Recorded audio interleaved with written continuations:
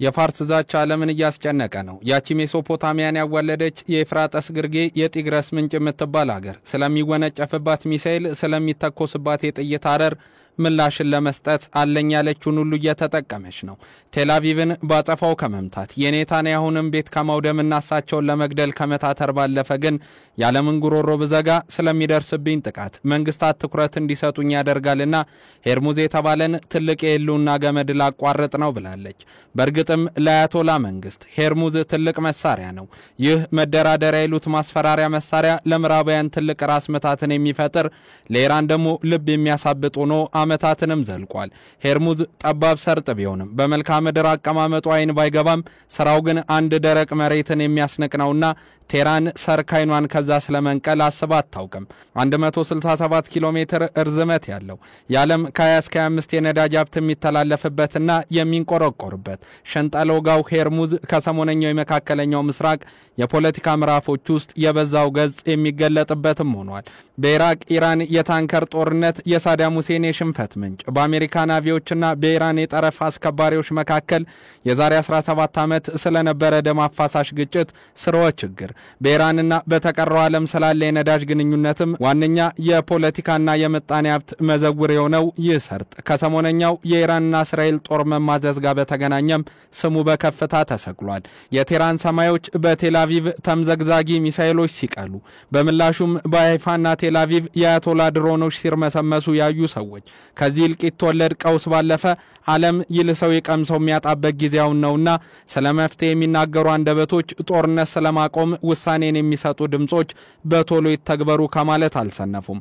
ሀገራት ይህን ስለማለታቸው ደግሞ ነገ እነሱ ላይ ስለሚነሳ ህዝብና ስለሚደረግ የጎዳና አመጽ ስለሚያሳስባቸው ብሎም እያንዳንዱ የነዳጅ ዋጋ ጭማሪ በሀገራቸው ፖለቲካዊ ብያኔ ላይ ውጥረትን ታነክሳለችና ቴራኖይ ሄርሙዝን ከመዝጋት ገታበ እያሉ ነው። ከአምስት ክረምቶች በኋላ በአንድ ቀን ከፍተኛ የተባለ ዋጋን ያስተናገደው የዓለም የነዳጅ ዋጋ ግጭትና ውጥረት ከነገሰበት የመካከለኛው ምስራቅ ፖለቲካ ጋር ሲዳመር የተጽዕኖ ስሩ በምን ያህል የሚሄድ ይሆን? ለኢራን ፖለቲካዊ መደራደሪያነት የቀረበው ሄርሙዝስ ወደ ቀደመ የዕለት ተዕለት ተግባሩ የሚመለስ ወይስ የቀጠናው ቀውስ ነው የሚቀጥል የሚሉና ተያያዥ ጉዳዮችን በዓለም አቀፍ የትንታኔ ዘገባችን የምንመለከተው ጉዳይ ነው። አማኑኤል ጀንበሩ ነኝ። ያ ሸንጠሎጋ መተላለፊያ በቀን ከ1.5 እስከ 2 ሚሊዮን ድፍድፍ ነዳጅ በርሜሎች የሚተላለፉበት ነው። የአሜሪካ ማዕቀብ በዚህ ሰርጥ ላይ ለረጅም ጊዜ የተጣለ ቢሆንም ቴራን በዓለም የምታቀርበው ነዳጅ ላይ የበዛ ተጽዕኖን አሳርፎ አልታየም። ይህ ዓመታትን የዘለቀ ዑደት ግን ከባለፈው ሳምንት ወይም ከ4 ቀናት በፊት በነበሩ ጊዜያት መስተጓጎል አጋጥሞታል። ለዓመታት በእጃዙር ጦርነት ውስጥ የቆዩት የአንድ ወቅት ወዳጅ ያውን ጠላቱ ነው መገዳደልና መጠፋፋትን የመረጡት እስራኤልና ኢራን የገቡበት የቀጥታ ቃታ መሳሳብ ደግሞ በዓለም ጉሮሮ ላይ የሚበይን ሆኗል። መተኳኮሱ አይሎ እስራኤል የደከመች ኢራንን በፖለቲካም ሆነ በምጣኔ ሀብቱ ለመፍጠር ምንጮቿን ማድረቅ በሚለው ከባድ አጸፋዊ ጥቃት የነዳጅ ጣቢያዎችንና ዲፖዎችን መደብደብ ቀጥላለች። ውጥረቱ እንዲያይል መካረሩም እንዲባባስ ተፈልጓልና ኢራን ደግሞ አጸፋ ያለችውን በጽዮናዊቷ መሬት ከመፈጸም ባለፈ ሄርሙዝን መዝጋት እያማተረች ነው። ተነባቢው ዘ ኒውዮርክ ታይምስ ባወጣው ሰፋ ያለ ዘገባ ኢራን ከእስራኤል በኩል ለሚሰነዘርባት ጥቃት ሄርሙዝን ከመደራደሪያነት አልፋ ልትዘጋው ትችላለች በማለት ይህ ደግሞ የዓለምን የፖለቲካ ወቀሬ መቀየር አቅሙ ከፍተኛ መሆኑን አስነብቧል። ከሀገራት ባለፈ ትላልቅ የነዳጅ ኩባንያዎችም በዛ እየሆነ ያለው ነገር አሳሳቢ ሆኖባቸዋልና አንዳች መፍትሄ ላይ እስካልተደረሰ ድረስ መጪው ጊዜ የከፋ ነው ይላሉ። ዚ ኮንቨርሴሽን ባወጣው አተታ ደግሞ 9% ያሉ የዓለም ጥሬ ድፍድፍ ነዳጅ ሀብት ያላት 20% ያሉ የዓለም ገበያን የምታሟላ ሀገር ወስዷለው ያለችው እርምጃ የበዛ ጥናትና ፖለቲካዊ ምክር የሚፈልግ ነው በማለት አሁን ላይ በ6% የጨመረው የዓለም የነዳጅ ዋጋ ለዚህ አይነተኛ ማሳያ እንደሆነም አስነብቧል።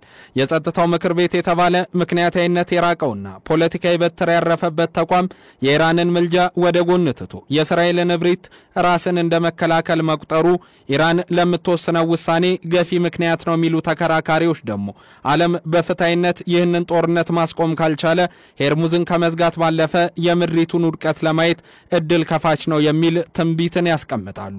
ለጋዛ እልቂት የአሜሪካና ምዕራባውያን ዝምታ በዘመነ ቴልአቪቭ ቴህራን ጦርነት የሚቀየር አይደለም የሚሉ ደግሞ የምዕራባውያን ፖለቲካ የበላይነትን ወይም ሱፔሪዮሪቲን ከመገንባት ጋር የተገናኘ በመሆኑ የዘለቀ ውጥረትን ይፈልጉታል ባይ ናቸው። ውጥረቱ ቀጥሏል። የእስራኤልና የኢራን ጥቃት በቀጠለበት በአሁን ሰዓትም እስራኤል የቴህራንን ሰማይ እያዘዝኩበት ነው ብላለች።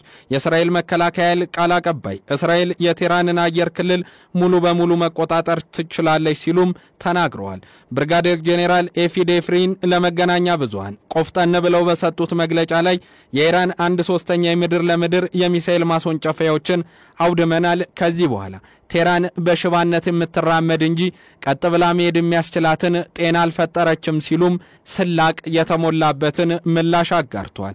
የእስራኤል ጦር ከ120 በላይ የሚሳኤል ማስወንጨፊያዎችን ማውደሙን ሲገልጥ ከአርብ ዕለት ጥቃት ጀምሮም ኢራን ከያዘችው አጠቃላይ ማስወንጨፊያዎች ውስጥ 1/3 እንዳልነበረ ሆኗል ባይ ናቸው። የአየር ኃይሉ ባለፉት 2 ምሽቶች ብቻ ከ20 በላይ ማስወንጨፊያዎችን ማውደሙን የገለጹት ቃል አቀባዩ ወደ እስራኤል ሚሳኤሎችን ለማስወንጨፍ ጥቅም ላይ ውለው እንደነበረ የሚገልጿቸው እነዚህ መሳሪያዎች በእርግጥም አውዳሚ ናቸው ብለዋል። እስራኤል በማዕከላዊ ኢራን ኢስፋን ውስጥ ወደ 100 የሚጠጉ ወታደራዊ ኢላማዎች ላይ ጥቃት ለማድረስ 50 የሚጠጉ ተዋጊ ጀቶችን ማሰማራቷንም እንዲሁ እኚህ ከፍተኛ የጦር አመራር ገልጿል።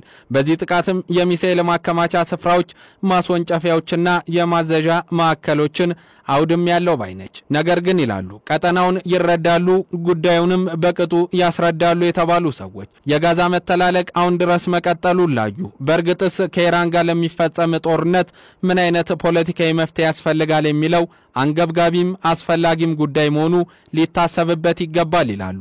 ዳሩ ግን ማንም ሊያስብ የፈለገ የለምና አሁንም ቴህራንና ቴልአቪቭ ከመቆራቆዝ የሚያቆማቸው ያለ አይመስልም።